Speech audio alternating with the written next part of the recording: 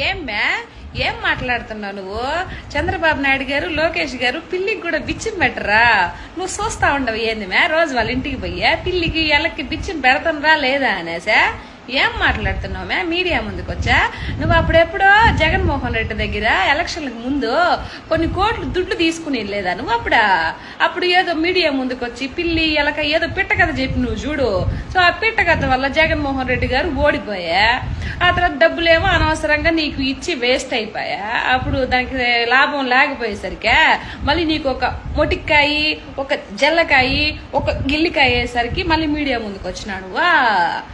పిల్లికి ఎలకి బిచ్చం పెట్టరానే ఓమే చంద్రబాబు నాయుడు గారు భార్య భువనేశ్వరం గారు తెలుసు కదా నీక 2 కోట్లు ఇచ్చింది మే విజయవాడ మునిగిపోయినప్పుడు వాళ్ళకి.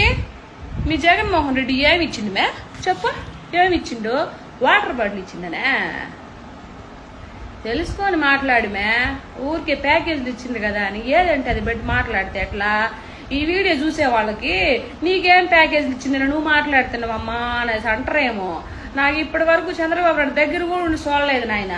నాకు ఎలాంటి సంబంధం లేదు. టీడీపీ అంటే ఇక్కడ అభిమానం కాబట్టే మాట్లాడుతా ఉన్నా. నువ్వు తెలుసుకోమే పవన్ కళ్యాణ్ గారు 6 కోట్లు ఇచ్చిల్లే కళ్ళు ఏమన్నా కాకులు ఎత్తుకుపోయినాయమ్మా నీక? చూసుకొని సావు చూసుకొని మాట్లాడు వచ్చా.